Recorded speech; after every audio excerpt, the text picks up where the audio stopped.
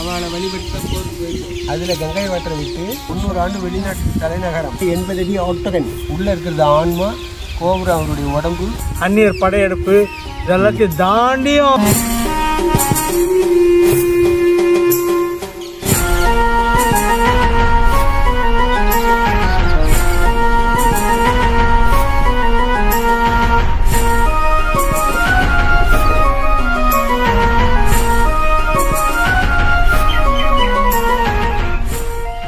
எல்லாருக்கும் வணக்கம். இன்றைக்கி நம்ம எங்கே வந்திருக்கிறோம் அப்படின்னா அரியலூர் மாவட்டம் கங்கை கொண்ட சோழபுரம் ராஜேந்திர சோழன் கட்டிய சிவன் கோயிலுக்கு வந்திருக்கிறோம். தாய்லாந்து தமிழன் மற்றும் அரிக்கன் லைட் யூடியூப் சேனலில் வந்து ஃபஸ்ட் டைமாக பார்க்குறீங்கன்னா சப்ஸ்கிரைப் பண்ணிக்கோங்க. நாங்கள் இருவரும் சேர்ந்து வந்து ட்ராவல் பண்ணிகிட்ருக்கிறோம். இதுக்கு முன்னாடி நம்ம சேனலில் வந்து ட்ராவல் பண்ண வீடியோஸ்லாம் வந்து போஸ்ட் பண்ணியிருக்கிறோம். என்னடா இது கோபுரத்தையே காணோன்னு பார்த்தோன்னா முதல் கோபுரம் இருந்த இடத்த தான் வந்து நம்ம கடந்து போய்கிட்டு இருக்கிறோம். இது அந்நிய படையெடுப்புகளால் வந்து சிதைக்கப்பட்டிருக்கு. இன்னும் பல மறைக்கப்பட்ட வரலாற்றை வந்து நம்ம தெரிந்து கொள்வோம். வாங்க உள்ளே போகலாம். என்னாருடைய சிவனே போற்றி, எல்லாருக்கும் இறைவா போற்றி. கங்கை கொண்ட சோழபுரம் 2வது ராஜகோபுரத்துக்கு வெளியில தாங்க நிற்கிறோம். 2 பக்கம் பார்த்தீங்க அப்படின்னா துவாரபாலகர்கள் வந்து இருக்கிறாங்க. இந்த கோபுரம் வந்து கருங்கற்களால் கட்டப்பட்டது மற்றும் இந்த கோபுரம் பார்த்தீங்க அப்படின்னா அந்நிய படையெடுப்புகளால் இதுவும் சிதைக்கப்பட்டதா நிலையில தான் இருக்குது. இந்த கோவில் கட்டுறதுக்கு மற்றும் இந்த ராஜகோபுரம் கட்டுறதுக்கு எங்கேருந்தெல்லாம் கற்கள் கொண்டு வந்தாங்க அப்படின்றத வீடியோவில் சொல்கிறேன். இந்த கோபுரம் வந்து பார்த்தீங்க அப்படின்னா திருச்சுற்று மாளிகையை இணைக்கக்கூடியதாக உள்ளது. இந்த கோபுரம் மற்றும் இந்த கோவில் பார்த்தீங்கன்னா இன்னும் பல தகவல்களை தெரிஞ்சுக்கலாம் வாங்க. கங்கை கொண்ட சோழபுரம் வந்து வந்திருக்கிறோம் இல்லையா. இங்கே பார்த்தீங்க அப்படின்னா தஞ்சை பெருவுடையார் கோவில், பெரிய கோவில் இருக்கு இல்லையா, அங்கே இருக்கிற மாதிரியான அமைப்பு தான் வந்து இங்கேயும் வந்து அவர் ராஜேந்திர சோழன் வந்து கட்டியிருக்கிறாரு. இங்கேயும் பார்த்தீங்க அப்படின்னா கற்கள் வந்து பார்த்தீங்க அப்படின்னா அன்னிவன் சோர்சஸ் தான் எல்லாமே. நீங்கள் வந்து க்ளோஸ்அப்பில் காட்டுறேன் பாருங்கள். ஒரு கல் ஒரு சேஃபாக இருக்கும், அந்த சேஃபுக்கு ஏற்ற மாதிரி இன்னொரு கல்லையும் தயார் பண்ணணும். இதில் வந்து பார்த்தீங்க அப்படின்னா ஒரு கல்லை வந்து தயார் பண்ணிடுவாங்க. அடுத்த கல் தயார் பண்ணும்போது அதில் ஏதாவது பிசுறு ஆயிடுச்சுன்னா அந்த கல் வந்து வேஸ்ட்டு தான் ஆகும். அந்த கல் மறுபடியும் வந்து இந்த பிளேஸுக்கு வந்து செட் பண்ண முடியாது. துவாரபாலகர்கள் வந்து ஒரு சில கோயிலெல்லாம் வந்து சும்மா சாதாரணமாக சின்னதாக வந்து செதுக்கி வச்சுருப்பாங்க. ஆனால் இங்கே வந்து பார்த்தீங்க அப்படின்னா ரொம்ப ஒரு பிரம்மாண்டமான துவாரபாலகர்கள். இந்த மாதிரி வந்து துவாரபாலகர்கள் தமிழ்நாட்டில் எங்கேயுமே கிடையாது. ராஜேந்திர சோழனால் கட்டப்பட்ட கங்கை கொண்ட சோழபுரம் கோவில் உலக பாரம்பரிய சின்னமாக யுனெஸ்கோவால் அறிவிக்கப்பட்டிருக்குது. தஞ்சாவூர் பெரிய கோயிலும் வந்து பார்த்தீங்க அப்படின்னா யுனெஸ்கோனுடைய உலக பாரம்பரிய சின்னத்தில் வந்து சேர்க்கப்பட்டிருக்குது. இங்கே வந்து பார்த்தீங்க அப்படின்னா கங்கை கொண்ட சோழபுரத்தில் முதல்ல கொடிமரம் இருக்கும், அடுத்ததாக பலிப்பீடம் இருக்கும், அதுக்கப்புறத்தாப்பில் வந்து பார்த்தீங்க அப்படின்னா நந்தி இருக்கும். இந்த அமைப்பு வந்து தஞ்சாவூர் பெரிய கோயிலுக்கும் இங்கேக்கும் வந்து வித்தியாசமாக வேறுபடுகிறது. அடுத்ததாக வந்து நம்ம பார்க்கக்கூடியது 2வது கோபுரத்தில் இணைத்திருக்கக்கூடிய திருச்சுற்று மாளிகையை பற்றி தாங்க வந்து பார்க்க போகிறோம். இந்த திருச்சுற்று மாளிகை வந்து பார்த்தீங்க அப்படின்னா 2 அடுக்குகள் கொண்டதாக இருந்திருக்கிறது. அதுக்கு உதாரணம் பார்த்தீங்க அப்படின்னா கோவிலுக்கு வடக்கு பக்கத்தில் உள்ள இந்த 2 அடுக்கு திருச்சுற்று மாளிகைக்கான ஆதாரமாக எடுத்துக்கொள்ளப்படுகிறது. திருச்சுற்று மாளிகை வந்து பார்த்தீங்க அப்படின்னா இதுவும் அன்னைய படையெடுப்புகளால் வந்து பார்த்தீங்க அப்படின்னா சிதைக்கப்பட்டுள்ளது. திருச்சுற்று மாளிகையை வந்து இப்போ நம்ம தென்கைலாயத்தில் நிற்கிறோம். அது என்னடா தென்கைலாயம்? கோவிலினுடைய 2 பகுதிகளை 2 கைலாயங்களாக வந்து ராஜேந்திர சோழன் பிரித்து கட்டியிருக்கிறாரு. அதுக்கு பேரும் வைத்திருக்கிறாரு. இப்போ வந்து பார்த்தீங்க அப்படின்னா கோவிலுக்கு தென்பகுதியில் தென்கைலாயம் என்றும் கோவிலுக்கு வடப்பக்கத்தில் வடகைலாயம் என்ற பேர் வந்து சுட்டியிருக்கிறாரு ராஜேந்திர சோழன். அதாவது தென்கைலாயத்தில் இருக்கக்கூடிய ஒரு கிணற்று பக்கத்தில் தாங்க நின்றுட்டு இருக்கிறோம். இந்த கிணறு அபிஷேகத்திற்காக வந்து பயன்படுத்தப்பட்டதா அல்லது வந்து குடிநீருக்காக பயன்படுத்தப்பட்டதா என்ற தகவல் வந்து எதுவுமே கிடையாது. திருச்சுற்று மாளிகையில் வந்து பார்த்தீங்க அப்படின்னா சின்ன சின்ன வந்து மண்டபங்கள் வந்து இருந்திருக்குது. இந்த திருச்சுற்று மண்டபத்துக்குள்ளார வந்து பார்த்தீங்க அப்படின்னா ஒவ்வொரு கிரகங்கள், அதாவது நவகிரகங்கள், அப்புறம் வந்து ஆகம விதிப்படி என்னென்ன மாதிரியான ஒரு இது இருக்கும் பார்த்தீங்க அப்படின்னா நாயன்மார்கள்லாம் இருப்பாங்க இல்லையா, அவங்களுக்கான அந்த ஒரு சிலைகளும் வந்து இருந்திருக்கிறது. ஆனால் தற்போது அந்நிய படையெடுப்புக்கு பின்னாடி வந்து அதெல்லாம் வந்து பார்த்தீங்க அப்படின்னா இல்லை என்றுதான் சொல்லணும். இது வந்து ஒரு வருத்தம் தரக்கூடிய ஒரு செய்தியாகத்தான் வந்து நம்ம பார்க்கணும். அடுத்ததாக வந்து பார்த்தீங்க அப்படின்னா திருச்சுற்று மாளிகையில் வந்து பக்கத்தில் புல்தரைகள் வந்து அமைத்து இப்போது வந்து யுனெஸ்கோனுடைய பாரம்பரிய சின்னமாக இருக்கிறதுனால தண்ணி ஊற்றி எல்லாத்தையும் வந்து பராமரிச்சுட்டு வராங்க. வந்து பார்க்குறதுக்கே வந்து ரம்மியமாக இருக்கக்கூடிய இந்த கங்கை கொண்ட சோழபுரம் கோவில் 1000 வருடங்களை வந்து கடந்து இப்போ வந்து பார்த்தீங்க அப்படின்னா கம்பீரமாக வந்து நமக்கு வந்து தோற்றமளிக்கிறது. வந்து ஒரு பிரமிப்பாக தான் வந்து ஏற்படுத்துதுன்னு பார்க்கணும். சுற்று வட்டாரத்தில் இருக்கக்கூடிய மக்கள் வந்து மட்டும் இல்லாமல் வெளிநாட்டில் இருக்கக்கூடிய மக்களும் வந்து பார்க்குற அளவுக்கு இந்த கோவில் வந்து ஒரு பிரமிப்பு மற்றும் வந்து ஒரு ஆச்சரியத்தை வந்து நமக்கு வந்து கொடுக்குது அப்படின்றத வந்து நம்ம சொல்லணும். இரண்டாவது ராஜகோபுரத்தோடு சேர்ந்து 2 அடுக்காக திருச்சுற்று மாளிகை கட்டிய ராஜேந்திர சோழன் கோவிலுக்கு கோட்டை சுவர் மதில் சுவர் கட்டாமலே இருந்திருப்பார். அதனுடைய தடயத்தை தான் வந்து நம்ம வந்து பார்த்துட்டு இருக்கிறோம். கோட்டை சுவர் இருந்ததுக்கான தடயம் வந்து பார்த்தீங்க அப்படின்னா ட்ரோன் வியூவில் நமக்கு வந்து தெரிகிறது. இங்கே இருந்த கோட்டை சுவர் மதில் சுவர் எங்கே? இது வந்து பார்த்தீங்க அப்படின்னா கொள்ளிடம் ஆற்றில் பக்கத்தில் வந்து ஒரு அணையை கட்டுறாங்க, பாலத்தை கட்டுறாங்க. அதுக்கு வெள்ளக்காரங்காலத்துல இருந்து இங்க இருக்க கற்கள் வந்து எடுத்து செல்லப்பட்டிருக்கு. கோவில்ல நம்ம அடுத்ததா பார்க்கக்கூடியது வந்து பாத்தீங்க அப்படின்னா மகா மண்டபம் வந்து பாத்தீங்க அப்படின்னா அதுவும் கருங்கற்களால் வந்து கட்டப்பட்டதுதான். இந்த கோவில் கட்டுறதுக்கு, மதில் சுவர் கட்டுறதுக்கு, கோபுரம் கட்டுறதுக்கு மொத்த கருங்கற்கள் வந்து எங்கே இருந்து எடுத்து வரப்பட்டது அப்படின்னு பார்த்தீங்க அப்படின்னா தஞ்சை பெரிய கோவில் கட்டுறதுக்கு எங்கேருந்து கற்கள் கொண்டு வந்தாங்களோ அங்கேருந்து தான் வந்து கற்கள் வந்து வெட்டி எடுத்துகிட்டு வந்திருக்கிறாங்க. அதை நான் வந்து வீடியோவில் கடைசியில் சொல்கிறேன். அர்த்த மண்டபம் வந்து பார்த்தீங்க அப்படின்னா மேலே இருக்குது பார்த்தீங்களா, அது அர்த்த மண்டபம். அடுத்ததாக வந்து விமானம். இங்கே வந்து பார்த்தீங்க அப்படின்னா தென்கைலாயத்தில் இப்போ வந்து நம்ம நின்றுட்டுருக்கோன்னு சொல்லியிருந்தேன் இல்லையா, அதில் வந்து பார்த்தீங்கன்னா ஒரு நந்தியுனுடைய சிலை வந்து கீழே கிடக்குது. இது எந்த காலகட்டத்தில் இப்படி விழுந்து கிடந்தது அப்படின்றது தெரியல. ஆனால் சிதைக்கப்பட்ட நிலையில் தான் வந்து இருக்குது. அந்நிய படையெடுப்பு தான் இதுக்கான காரணம் அப்படின்றத வந்து முழுக்க வந்து நமக்கு தெரிந்த ஒன்று தான். இங்கே வந்து பார்த்தீங்க அப்படின்னா தென்கைலாயத்தில் இருக்கக்கூடிய ஒரு சன்னதி தரைமட்டமாக்கப்பட்டிருக்கிறது. இதுக்கு காரணம் வந்து பார்த்தீங்கன்னா அந்நிய படையெடுப்பு தான். அடுத்ததாக வந்து பார்த்தீங்க அப்படின்னா தென்கைலாயத்தில் வந்து நம்ம வந்து சுற்றி வந்துட்டு இருக்கிறோம். தென்கைலாயத்தில் இருக்கக்கூடிய இன்னொரு சன்னதி வந்து பார்த்தீங்க அப்படின்னா பாதி வந்து சிதிலமடைந்தன்னு சொல்கிறத விட பாதி சிதைக்கப்பட்ட நிலையில தான் வந்து இருக்கிறது. அதுக்கு பின்னாடி தான் வந்து பார்த்தீங்க அப்படின்னா விநாயகருக்குன்னு ஒரு சன்னதி வந்து தனியாக இருக்கிறது. அதையும் வந்துட்டு நம்ம வந்து விரிவாக வந்து பார்க்கலாம். உலக பாரம்பரிய சின்னமாக திகழக்கூடிய கங்கை கொண்ட சோழபுரம் கோவில் பற்றிய வரலாற்று வந்து சிறப்புமிக்க தகவல்களை வந்து நம்ம பார்த்துட்டு இருக்கிறோம். அடுத்ததாக வந்து நம்ம பார்க்கக்கூடியது வந்து பார்த்தீங்க அப்படின்னா அர்த்த மண்டபத்துக்கு சைடில் இருக்கக்கூடிய ஒரு வாசல் படி வழியாக தான் நம்ம ஏறி போகிறோம். இங்கே வந்து பார்த்தீங்கன்னா இங்கேயும் துவாரபாலகர்கள் வந்து இருக்கிறாங்க. இந்த கோவிலில் மொத்தம் வந்து பார்த்தீங்க அப்படின்னா 17 துவாரபாலகர்கள் வந்து சிலை இருக்கிறது. இங்கே வந்து பார்த்தீங்க அப்படின்னா வேறு என்னென்ன இருக்கிறது அப்படின்றத வந்து தொடர்ந்து வந்து நம்ம பார்ப்போம். இது வந்து அர்த்த மண்டபத்தை ஒட்டி தான் வந்து பார்த்தீங்க அப்படின்னா மகா மண்டபம் வந்து அமைந்திருக்கிறது. இந்த மகா மண்டபம் பார்த்தீங்க அப்படின்னா கருங்கற்களால் கட்டப்பட்டதுன்றது வந்து நம்ம பார்த்தோன்னே தெரியும். இந்த மகா மண்டபத்துக்கு பக்கத்தில் இருக்கக்கூடிய அர்த்த மண்டபத்தினுடைய வாசல் வந்து பார்த்தீங்கன்னா கருங்கற்களால் வந்து கட்டப்பட்டது. இந்த கற்கள் வந்து பார்க்கும்போது நமக்கு வந்து ஒரு புல்லரிப்பை ஏற்படுத்துது. ஏன்னா ராஜேந்திர சோழன் இந்த வழியாக தான் வந்து சாமி கும்பிட்டுட்டு வெளியில் வந்திருப்பாரு அப்படின்னு நினைக்கும் போது நமக்கே வந்து ஒரு கூஸ்பம்ஸ் அந்த புல்லரிப்பை வந்து ஏற்படுத்துன்னு தான் வந்து சொல்லணும். இந்த மகா மண்டபத்துக்கும் அர்த்த மண்டபத்துக்கும் சைடில் வந்து பார்த்தீங்க அப்படின்னா கஜலட்சுமியினுடைய உருவம் வந்து ஒரு சிலையாக வந்து வடிக்கப்பட்டுள்ளது. அவ்வளோ ஒரு நேர்த்தியாக இருக்குது. கையில் 2 தாமரைப்பூ வந்து ஏந்தி இருக்குது. இதுக்கு அடுத்தாப்புல மேலே வந்து பார்த்தீங்கன்னா தான் நமக்கு வந்து ஒரு ஆச்சரியம் இருக்குது. இந்த கோவிலில் ராஜேந்திர சோழனுடைய சிற்பம் வேறு எங்கும் இல்லாத சிவலிங்கத்தை வணங்கக்கூடிய சிற்பத்தை தான் வந்து பார்த்துட்டு இருக்கிறோம். இதுதான் வந்து ராஜேந்திர சோழனுக்காக வடிக்கப்பட்ட ஒரு சிற்பம் கஜலட்சுமியுடைய உருவத்திற்கு மேலே இருக்கிறது. அர்த்த மண்டபத்தில் இருக்கக்கூடிய தெற்கு வாசலில் இருக்கக்கூடிய சிற்பங்களை பற்றி தான் வந்து நம்ம பார்த்துட்டு இருக்கிறோம். துவாரபாலகர்கள் அடுத்ததாக வந்து பார்க்கக்கூடிய ஒரு சிற்பம் வந்து இங்கே என்னன்னா ஒரு ஆச்சரியத்தை தரக்கூடிய ஒரு சிற்பம் தான் வந்து நம்ம பார்க்க போகிறோம். இங்கே பல நுணுக்கமான சிறப்பு தகவல்கள் வந்து நம்ம பார்த்துட்டு இருக்கிறோம். அடுத்ததாக ஆணவத்தின் உச்சத்தில் இருந்த வாமனனை வதம் செய்த சிவபெருமான் வாமனனின் முதுகெலும்பை கழுத்தில் மாலையாக அணிந்து காட்சி தரும் சிற்பத்தை தான் வந்து 6 கைகளோட கங்காதள மூர்த்தியாக வந்து காட்சி தருகிறார். அதை தான் வந்து பார்த்துட்டு இருக்கிறோம்.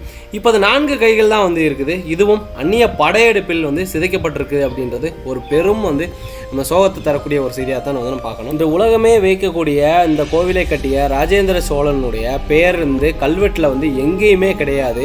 இவ்வளோ பெரிய கோயிலை கட்டினவருடைய பேர் இல்லை அப்படின்றது வந்து ஒரு வருத்தம் தரக்கூடிய செய்தி. ஆனால் இந்த கல்வெட்டில் அவருடைய 3ஆம் ஆனான வீர ராஜேந்திரனுடைய பெயர்கள் வந்து அப்புறம் வந்து அரசு அதிகாரிகளுடைய பெயர்கள் வந்து இந்த கோயிலுக்கு தானம் கொடுத்தவர்கள், அந்த ஊர்களுக்கு தானம் கொடுத்தவர்கள், அப்புறம் வந்து என்னென்ன நன்கொடையெல்லாம் வந்து கொடுத்தாங்களோ அவர்களுடைய பெயர்கள் வந்து இந்த கல்வெட்டில் வந்து பொறிக்கப்பட்டுள்ளதை வந்து நம்ம பார்க்கலாம். இந்த கல்வெட்டுகள் இப்போ அழிகிற நிலைமையில் இருக்குது அப்படின்றது ஒரு வருத்தம் தரக்கூடிய ஒரு செய்தியாக தான் வந்து நம்ம பார்க்கணும். இது வந்து பார்த்தீங்க அப்படின்னா இது வந்து பாதுகாக்கப்பட வேண்டிய ஒரு பொக்கிஷம். ஏன்னா ஒரு பாரம்பரிய சின்னமாக இருக்கிறது. ஆனால் வந்து கல்வெட்டு அழிய நிலையில் இருக்கக்கூடியது ஒரு மிகுந்த மன வருத்தத்தை வந்து நமக்கு கொடுக்கிறது. அது வந்து நம்ம ஒரு சில கல்வெட்டுகளை வந்து நமக்கு தெரிகிறத வந்து படிப்போம் வாங்க. கல்வெட்டு எனக்கு தெரிகிறத படிக்கிறேன். அதில் வந்து தவறு இருந்தேன்னா மன்னிச்சுக்கோங்க. இதில் வந்து 3ஆவது லைன் வந்து பார்த்தீங்க அப்படின்னா என்ன எழுதியிருக்குன்னா, நாட்டு மணவன் சோழவள நாட்டு கங்கை கொண்ட சோழபுரம் பற்றிய தெவனி புத்தூர் அப்படின்னு இருக்குது. அதுக்கப்புறம் ஒரு சில இது புரியலை. அதுக்கப்புறம் வந்து பார்த்தீங்க அப்படின்னா நிறைய கல்வெட்டுகள் இருக்குது. நமக்கு தெரிஞ்சதை வந்து நான் படிக்கிறேன். அடுத்ததாக வந்து அடுத்த லைனில் இருக்கக்கூடியது பார்த்திங்க அப்படின்னா யாட்டம்னு போட்டிருக்கு. வீரநாராயண நல்லூர் திருவாளி அப்படின்னு முடியுது. கோவிலுக்கு வரக்கூடிய மக்கள் பிரம்மாண்டத்தை பிரமிப்பாக தான் வந்து பார்த்துட்டு போகிறாங்களே தவிர அதுக்கான சரியான விளக்கங்களும் வரலாறுகளும் சரியாக புரிஞ்சுக்கிட்டாங்களா அப்படின்றது தெரியல. கோவிலினுடைய தெற்கு சைடில் வந்து பார்த்திங்கன்னா விமானத்துக்கு அடியில் ஆணும் பெண்ணும் சமம் என்பதை உணர்த்தக்கூடிய அர்த்தநாரீஸ்வரராக சிவபெருமான் வந்து காட்சியளித்து கொண்டிருக்கிறார். அதை வந்து நம்ம பார்த்துட்ருக்குறோம். அடுத்ததாக வந்து நம்ம வந்து பார்க்கக்கூடியது கட்டுமானம் தான். ஒவ்வொரு வந்து கட்டுமான கற்களும் வந்து பார்த்திங்க அப்படின்னா நூல் பிடிச்ச மாணிக்கு பார்த்திங்கன்னா ஒரே நேர்கோட்டில் அமைஞ்சிருக்கிறது. மேலும் பிரமிப்பை ஏற்படுத்தும் தான் சொல்லலாம். கங்கைகொண்ட சோழபுரம் கோவிலில் இவ்வளோ நேரமான வந்து நம்ம தென்கைலாயம் சைடில் இருக்கக்கூடிய கோவில் பக்கவாட்டு சுவரில் இருக்கக்கூடிய ஒவ்வொரு சிற்பங்களும் வந்து தான் பார்த்துட்டு இருந்தோம். இது வந்து பார்த்திங்கன்னா கணபதியினுடைய சன்னதி. அது வந்து பார்த்தீங்கன்னா தென்கைலாயத்தில் தான் அமைந்திருக்கிறது. அடுத்ததாக வந்து நம்ம பார்க்கக்கூடியது என்ன அப்படின்னு பார்த்தோம் அப்படின்னா தென்கைலாயத்தில் வந்து பக்கத்தில் ஒரு கிணறு இருக்குது. நிறைய ஒரு கல்வெட்டுகள் வந்து அதுக்கப்புறம் வந்து சிற்பங்களை வந்து நம்ம வந்து காண முடியுது. ஒவ்வொரு சின்ன சின்ன சிற்பத்துக்கும் ஒவ்வொரு வரலாறு உண்டு. நமக்கு தெரிந்த இதை வந்து பார்த்திங்கன்னா எளிய முறையில் வந்து நம்ம ஒவ்வொரு இதையும் வந்து நம்ம விவரிச்சிட்டு இருக்கிறோம். அடுத்ததாக வந்து பார்க்கக்கூடியது பார்த்திங்க அப்படின்னா சிவனும் பார்வையும் சேர்ந்த ஒரு சிற்பம் இருக்கிறது. அடுத்ததாக நம்ம ஒவ்வொன்றையும் வந்துட்டு பார்த்துட்டு போயிட்டு இருக்கும்போது வந்து பார்த்திங்க அப்படின்னா பூதகணங்கள் ஒவ்வொரு கோவில்லையும் வந்து பூதகணங்கள் சிற்பங்களாக வந்து செதுக்கப்பட்டிருக்கும். அவர் வந்து யாழினுடைய சிங்கமுக யாழி அப்படின்ற ஒவ்வொரு இதுவும் வந்து கோவிலினுடைய சைடில் சுவரில் வந்து செதுக்கப்பட்டிருக்கிறது.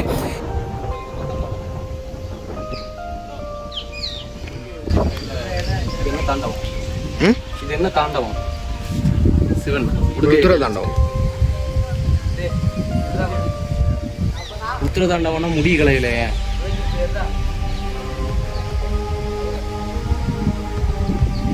கருவறையின் மேற்கு பக்க சுவரில் வந்து பார்த்தீங்க அப்படின்னா கங்கையில் ஏற்பட்ட வெள்ளத்தை கட்டுப்படுத்த கங்கையை தன் ஜடாமுடியில் ஏந்திய சிவபெருமானிடம் கோபம் கொண்ட பார்வதி தேவியை சமாதானப்படுத்துவதாக இந்த சிற்பம் வந்து அமைந்துள்ளது. அடுத்ததாக வந்து பார்த்தீங்க அப்படின்னா கோவிலினுடைய கருவறையின் மேற்கு பக்க சுவரில் லிங்கோத்பவனுடைய இது வந்து பார்த்தீங்க அப்படின்னா சிற்பம் வந்து அமைந்துள்ளது.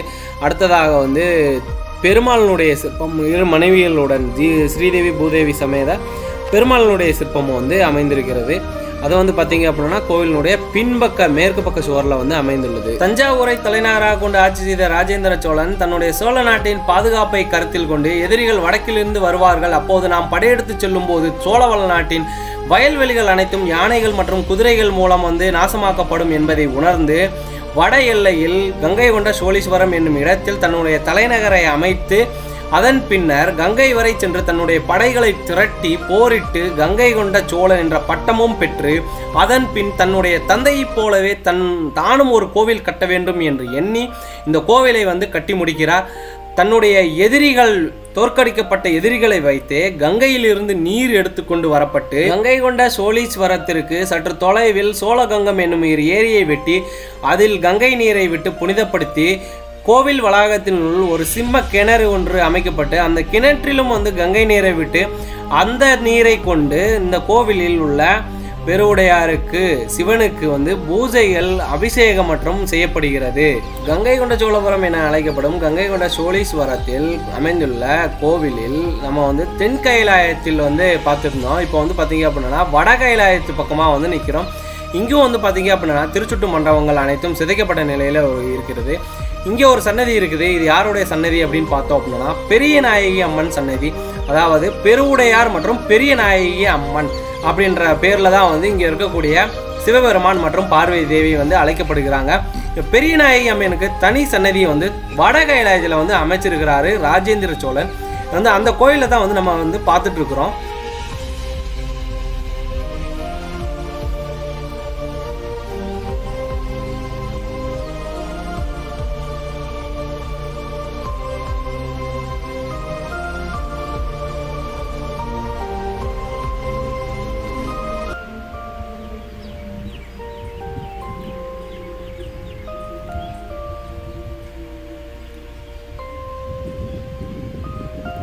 ராஜேந்திர சோழனால் அமைக்கப்பட்ட கங்கை கொண்ட சோழீஸ்வரம் கோவில் பார்த்தீங்கன்னா பிரம்மாண்டத்தின் உச்சம் என்றதான் வந்து நம்ம அழைக்கணும். உண்மையே பார்த்தீங்க அப்படின்னா அவ்வளோ ஒரு பிரமிப்பை ஏற்படுத்தும். நம்ம வந்து நேரில் போய் பார்த்தா தான் அந்த பிரமிப்பை வந்து உணர முடியும். அதை வந்து பார்த்தீங்க அப்படின்னா ஒவ்வொருத்தரும் வந்துட்டு நம்ம ஒவ்வொரு இந்துக்களும் வந்துட்டு நம்ம நேரடியாக போயிட்டு பார்த்து அதனுடைய பிரமிப்பை வந்து உணரணுன்றதை வந்து அமெரிக்கன் லைட் டியூஷன் சார்பாக வந்து கேட்டுக்கிறோம். வட கைலாயத்திலையும் பார்த்தீங்க அப்படின்னா இங்கே ஒரு கிணறு இருக்கிறது. இந்த கிணறுல வந்து பார்த்தீங்க அப்படின்னா ஒருவேளை சோழகங்கை ஏரியில் இருக்கக்கூடிய தண்ணீர் வந்து இது வழியாக வரலாம். இதிலிருந்து தான் வந்து இங்கே இருக்கக்கூடிய பெருவுடையார் மற்றும் பெரியநாயகி அம்மனுக்கு அபிஷேகம் செய்கிறதுக்கு தண்ணீர் வந்து எடுக்கலாம்ன்றது என்னுடைய குற்றாக வந்து பார்க்கப்படுகிறது. ஆனால் இந்த கிணறு வந்து ஏன் அமைக்கப்பட்டது அப்படின்றது வந்து தெரியல. ஏன்னா இங்கே இருக்கக்கூடிய சிம்ம கிணற்றுலேருந்து தான் வந்து அபிஷேகம் பண்ணுறதுக்கு தண்ணி எடுக்கிறாங்கன்றதும் வந்து மக்கள் வந்து சொல்கிறாங்க. திருச்சுற்று மண்டபத்தில் இருக்கக்கூடிய 2 அடுக்கு கோபுரத்தை தான் பார்த்துருக்கோம். இது தனி சன்னதி யாருக்குன்னு பார்த்தீங்கன்னா சண்டிகேஸ்வரருக்கு வந்து இருக்கக்கூடிய சன்னதியை தான் வந்து நம்ம பார்த்துட்டு இருக்கிறோம். சண்டிகேஸ்வரர் வந்து பார்த்தீங்க அப்படின்னா சிவன் கோவிலில் ஆகம விதிப்படி அமைந்திருக்கக்கூடிய ஒரு கோவில் தான் வந்து சன்னதி தான் வந்து சண்டிகேஸ்வரர். அதுக்கு தனி சன்னதி வந்து இவ்வளோ பெருசாக பிரம்மாண்டமாக தமிழ்நாட்டில் இருக்கக்கூடியது. சண்டிகேஸ்வரருக்கு ஒரு பிரம்மாண்ட சன்னதி இங்கே மட்டும்தான் அப்படின்றத வந்து தெரியப்படுத்திக்கிறோம்.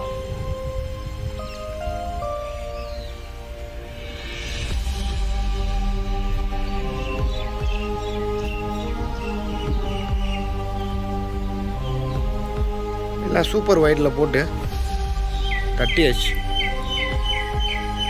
தென்கைலாயத்தில் தான் வந்து இந்த பார்த்தீங்க அப்படின்னா சண்டிகேஸ்வரருக்கு சன்னதி அமைந்திருக்கிறது. இந்த தென்கைலாயத்தில் பக்கமாக நிற்கும்போது பார்த்தீங்கன்னா அர்த்த மண்டபத்தில் வந்து ஒவ்வொரு சிலைகளும் வந்து அமைக்கப்பட்டிருக்குது. அதுக்கான சரியான விளக்கங்கள் வந்து நமக்கு தெரியலை. அதனால் வந்து தெரிஞ்சவங்க வந்து நீங்கள் தாராளமாக கமெண்ட் பண்ணலாம். இப்போ சண்டிகேஸ்வரருக்கு வந்து சன்னதிக்கு வந்து மேலே ஏறி போய் பார்க்குறோம். அதை வந்து பார்த்துட்ருக்குறீங்க.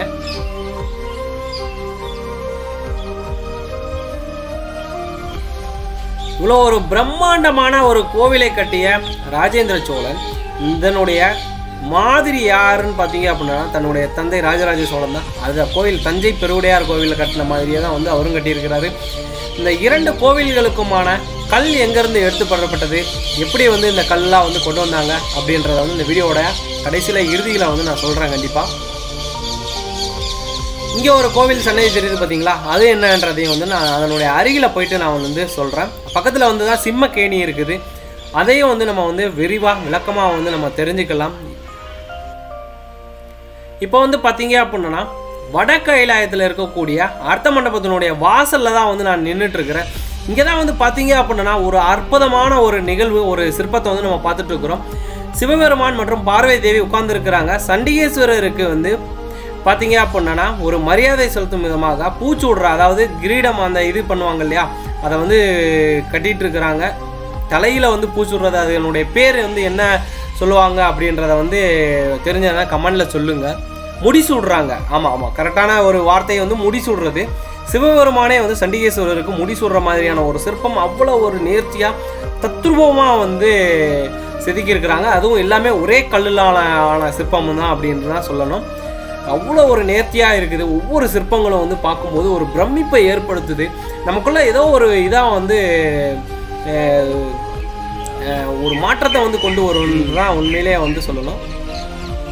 திருச்சுற்று மண்டபத்தில் 2 அடுக்கு அதை தான் வந்து பார்த்துட்டு இருக்கிறோம். இதுதான் வந்து திருச்சுற்று மண்டபம் 2 அடுக்கு இருந்ததுக்கான ஆதாரம் வந்து பார்த்தீங்க அப்படின்னா இது.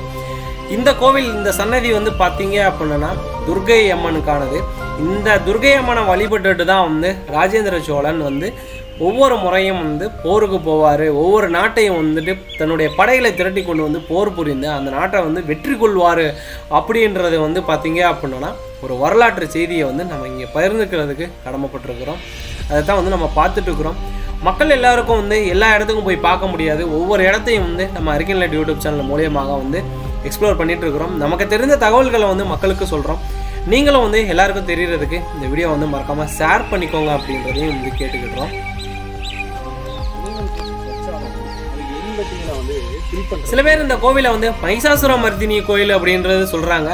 இது வந்து பார்த்தீங்க அப்படின்னா துர்கை அம்மன் கோவில் தான். இது வந்து நீங்கள் உங்களுக்கு என்ன தெரியுன்றதையும் வந்து மறக்காமல் வந்து கமெண்டில் சொல்லுங்கள்.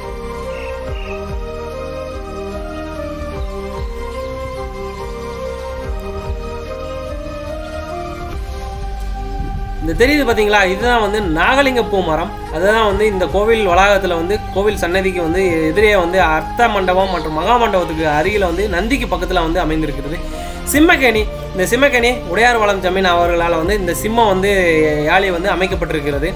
இந்த இதனுள்ள போய் பார்த்தீங்க அப்படின்னா முன்னாடி காலத்தில் வந்து தண்ணி எடுத்து தான் அபிஷேகம் பண்ணியிருக்கிறாங்க. ஆனால் இப்போ வந்து பார்த்தீங்க அப்படின்னா மோட்டரை தட்டினவுடனே வந்து தண்ணி வந்து அங்கே இருக்கக்கூடிய அபிஷேக தொட்டியில் விழுந்து அது மூலியமாக பெருவுடையாருக்கு அபிஷேகம் பண்ணுறாங்க. இந்த நந்தி பார்த்தீங்க அப்படின்னா சுதையினால் செய்யப்பட்ட நந்தி. இது வந்து கருங்கல்லால் இல்லைங்க, சுதையினால் சுண்ணாம்புனால் செய்யப்பட்ட நந்திங்க.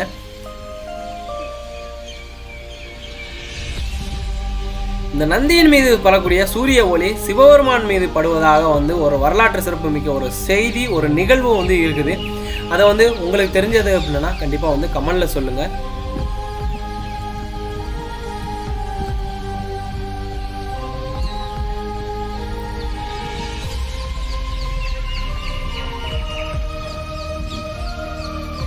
இந்த கொடிமரம், இந்த நந்தி, அப்புறம் வந்து பார்த்தீங்க அப்படின்னா இந்த கோபுரம், கலசம் எல்லாத்தையும் பற்றின ஒரு சிறு சிறு தகவல்களை வந்து நம்ம அடுத்து வரக்கூடிய நம்ம சேனலில் ஷார்ட்ஸாக வந்து பார்ப்போம்.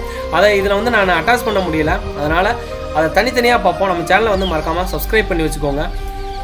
கங்கை கொண்ட சோழபுரம், அதாவது கங்கை கொண்ட சோழீஸ்வரம் என்கிற கங்கை கொண்ட சோழபுரம் வந்து பார்த்தீங்க அப்படின்னா பிரம்மாண்டத்தின் உச்சம் அப்படின்னு தான் வந்து சொல்லணும். ஒவ்வொரு சிற்பங்களும் வந்து ஒரு கலை நயத்தோடு வந்து அமைக்கப்பட்டுள்ளது. கங்கை கொண்ட சோழபுரம் ராஜேந்திர சோழனால் உருவாக்கப்பட்ட இந்த சாம்ராஜ்யத்தின் வந்து ஒரு அடையாளமாக தான் வந்து நம்ம பார்க்கணும். கங்கை கொண்ட சோழபுரத்தில் ராஜேந்திர சோழனுடைய அரண்மனை இல்லாட்டாலும் அவருடைய அதிகாரத்தையும் அவருடைய வீரத்தையும் அவருடைய எப்படி சொல்கிறேன்னா அவருடைய படை பலத்தையும் அவருடைய நாட்டினுடைய செல்வம் மற்றும் வந்து பலதரப்பட்ட எல்லாத்தையும் வந்து பிரதிபலிப்பதாக இந்த கோவில் வந்து அமையப்பட்டுள்ளது. அதுக்கு அடையாளமாக தான் 1000 வருஷம் இந்த கோவில் வந்து நிலைத்து நிற்கிறது.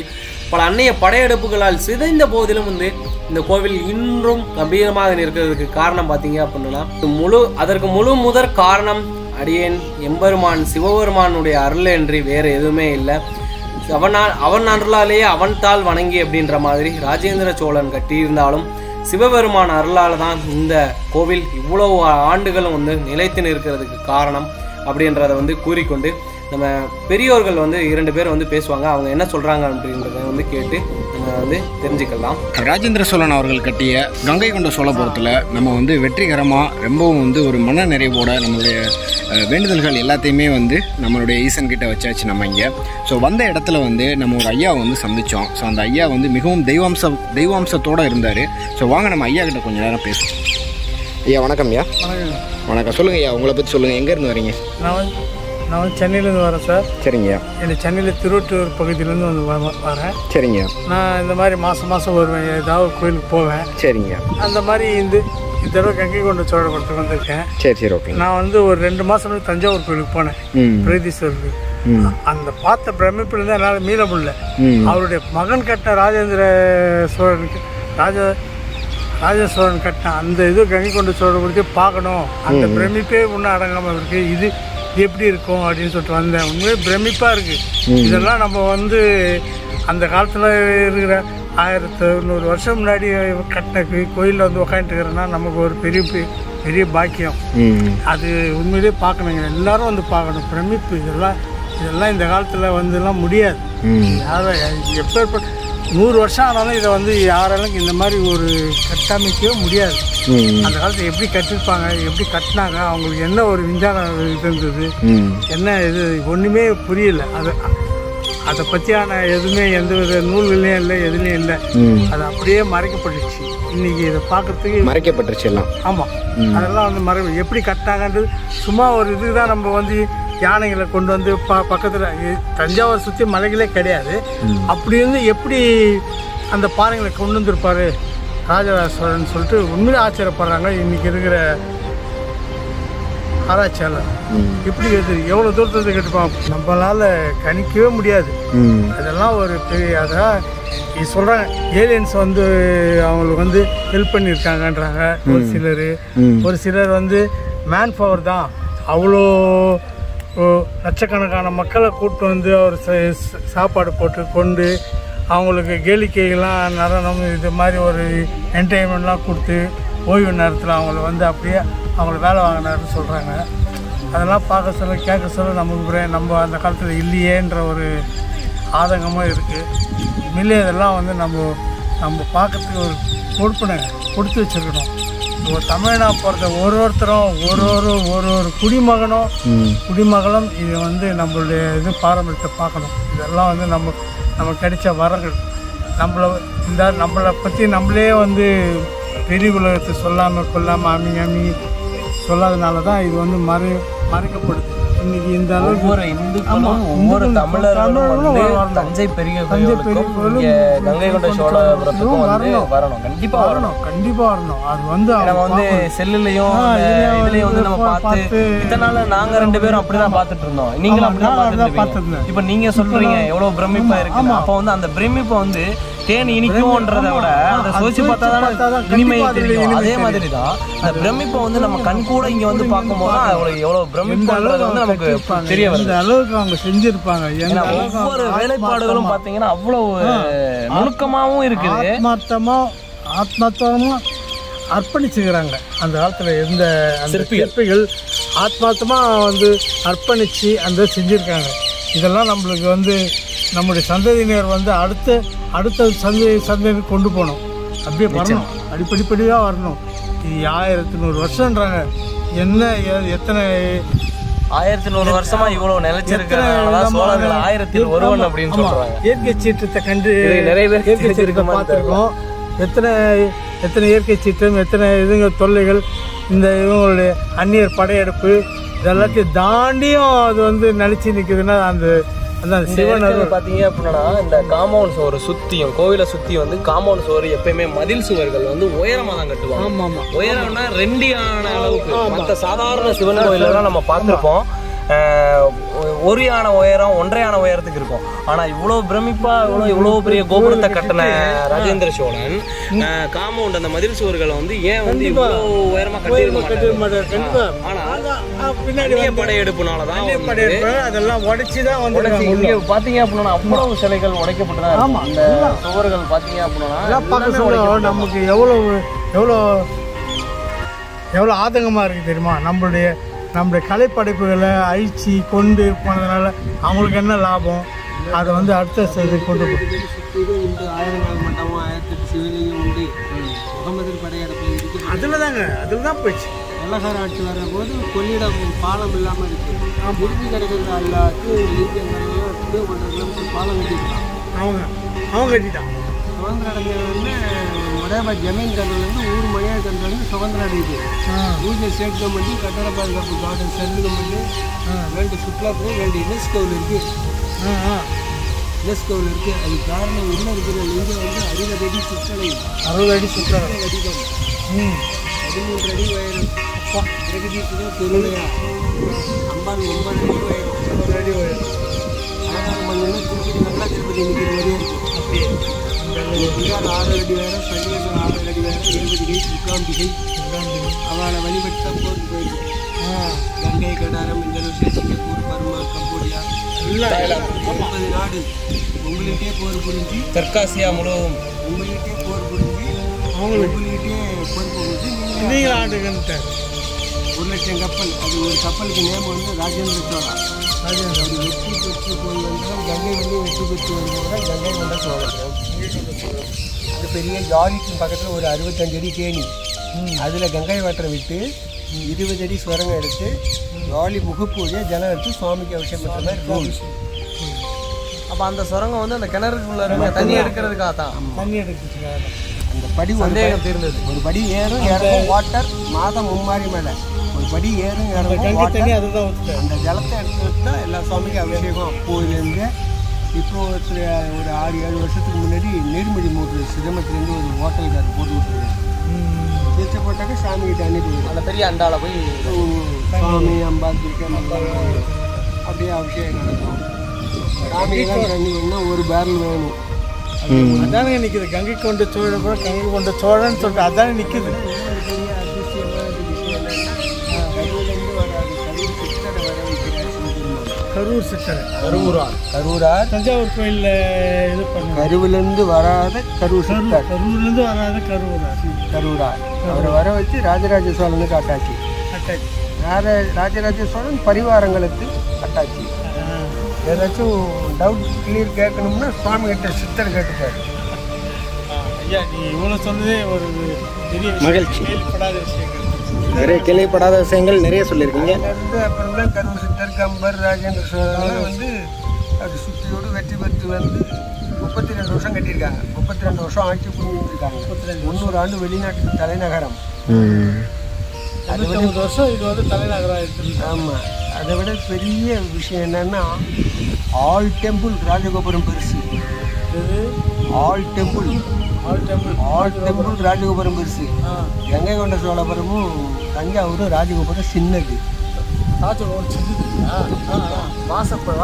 வாசல் கோபுரம். ஆமாம். ஆல் டெம்பிள் கர்ப்பகிர கோபுரம் சின்னது. தஞ்சாவூரும் கங்கை கொண்ட சோழபுரமும் ராஜகோபுரம் கர்ப்பகிர கோபுரம் பெருசு. அது 80க்கு 80 அடிபேஸ். 4 பட்ட வடிவம். 216 உயரம். இது வந்து உத்து பார்க்கணும் இந்த டெம்பிளை. 4 பக்கம் 100க்கு 100, ஹைட்டு 190, 100 அடி வரலையும் 4 பட்ட வடிவம். 100 அடிக்கு மேலே 80 அடி ஆக்டகன். எண்பட்ட வடிவம், ரதம் வடிவம். அது உத்து பார்த்தா தான் அந்த எண்பட்ட வடிவம் தெரியும். மோகனக்கல் வந்து 80 டன். கலசம் 10.25 அடி உயரம். உள்ளே இருக்கிறது ஆன்மா, கோபுரம் அவருடைய உடம்பு. அந்த உடம்புக்குள்ள எனக்கு தெய்வமும் இருக்குது. அதுதான் நம்ம கொடிமரத்துலேருந்து வணங்கி வரணும். கொடிமரம், பலிபீடம், நந்தி, துவாரபாலகர், விநாயகர். அப்படியே சைட்டாக ஆடை அணிகலம் ஆண்டவன் விரும்புவதில்லை. அங்கும் இங்கும் பார்ப்பது தரிசனம் வரும். வச்சுவாய் சொல்லியோடு பிரகாரம் பண்ணி கொடிமரத்தில் நமஸ்காரம் பண்ணி உட்காந்து கிளம்புறதா வழிபாடு. உண்மையிலே பாக்கியம் அவங்களெல்லாம் பார்க்கறது. ஆண்டவனுக்கு பாக்கியம். அந்த அளவுக்கு பிரகதீஸ்வரர் வந்து இவங்களை வந்து பன்னிமார். பிரம்மாண்டமான கங்கை கொண்ட சோழபுரம் மற்றும் தஞ்சை பெருவுடையார் கோவில், இந்த 2 கோவிலும் வந்து கட்டுறதுக்கு கல் எங்கேருந்து மெயினாக எடுத்துகிட்டு வந்திருக்காங்க அப்படின்னு பார்த்தீங்க அப்படின்னா புதுக்கோட்டையிலிருந்து நார்த்தாமலையிலேருந்து தான் வெட்டி எடுத்துகிட்டு வந்திருக்கிறாங்கன்ற தகவலை வந்து இங்கே ஷேர் பண்ணிக்கிறதுக்கு கடமைப்பட்டிருக்கோம். கங்கை கொண்ட சோழபுரம் அந்த பிரமிப்பு வந்து எனக்கு இன்னும் அடங்கவே இல்லை அப்படின்னு தான் சொல்லணும். ஒரு வழியாக மனசே இல்லாமல் நம்ம இந்த வ்ளாகை வந்து இதோட முடிக்கலாம். ஏன் அப்படின்னா இன்னும் வந்து பல மணி நேரங்கள் பல நுணுக்கமான விஷயங்களை வந்து நம்ம இந்த கங்கை கொண்ட சோழபுரம் சிவன் கோயிலை வச்சு நம்ம நிறைய வந்து பார்க்கலாம். அவ்வளோ நுணுக்கமான விஷயங்கள் வந்து கோயிலுக்குள்ளே இருக்குது. ஸோ என்னோட பயணித்து இந்த கங்கை கொண்ட சோழபுரத்தை ஒரு வழியாக நம்ம ஓரளவுக்கு ஒரு சிறிது அளவுக்கு நம்ம எக்ஸ்ப்ளோர் பண்ணி முடிச்சிருக்கோம்.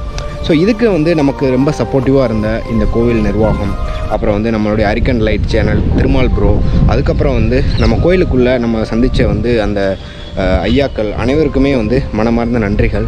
அண்டு முக்கியமாக வந்து அரிக்கன் லைட் ப்ரோவுக்கு ரொம்ப ரொம்ப நன்றிகள் ப்ரோ. சோழர்களை தெரிய பயணத்தில் வந்து தாய்லாந்துலேருந்து கார்த்தி வந்து கிளம்பி வந்து நம்மளுடைய ட்ராவல் பண்ணி நம்ம எங்கே வந்திருக்கிறோம் அப்படின்னா தேனியில் இருந்து கங்கை கொண்ட சோழபுரம் வந்திருக்கிறோம். எதுக்காக டேரெக்டாக வந்து கங்கை கொண்ட சோழபுரம் வந்திருக்கோம்னா தாய்லாந்தில் இருக்கக்கூடிய சோழ அந்த கோயில்கள், அந்த வரலாற்று சுவடுகள் எல்லாத்தையும் வந்து தொடர்ச்சியாக வந்து இங்கே எங்கே கூட்டிகிட்டு வந்திருக்கு அப்படின்னா நம்ம கங்கை கொண்ட சோழபுரத்துக்கு நம்மளை கூட்டிகிட்டு வந்திருக்கு. இதனுடைய தொடர்ச்சியாக அடுத்ததாக தான் வந்து நம்ம தஞ்சை பெரிய கோயிலுக்கு வந்து நம்ம போக போகிறோம். இந்த வீடியோவில் வந்து நிறைய பேர் வந்து சொல்லாத தகவல்கள் வந்து நிறைய பேர் வந்து அவங்க ஒரு தாத்தாலாம் வந்து சொல்லியிருந்தாங்க. எல்லாம் வந்து புது தகவலாக இருந்திருக்கும். கண்டிப்பாக இந்த வீடியோ வந்து பார்த்துட்டு எல்லாருக்கும் வந்து ஷேர் பண்ணி விடுங்க. தாய்லாந்து தமிழ் மற்றும் அரிக்கன் லைட் சேனலை வந்து சப்ஸ்கிரைப் பண்ணிக்கோங்க. இதுபோல் நிறைய பேர் தராத ஒரு தகவல்களில் வந்து நம்ம சேனலில் அரிக்கன் லைட்லேயும் தாய்லாந்து தமிழையும் அடுத்தடுத்து இன்னும் வந்து வந்துக்கிட்டே இருக்குன்ற தகவலை தெரியப்படுத்திக்கிட்டு இந்த வீடியோ வந்து ஷேர் பண்ணிகிட்டே இருங்க. அடுத்த ஒரு சிறப்பான வீடியோவில் வந்து நாங்கள் உங்களை சந்திக்கிறோம். அது வரைக்கும் வந்து நன்றி கூறி விடைபெற்றுக்கிறது வந்து பார்த்திங்க அப்படின்னா தாய்லாந்து தமிழன் மற்றும் அரிக்கன் லைட். ஓம் நம சிவாய.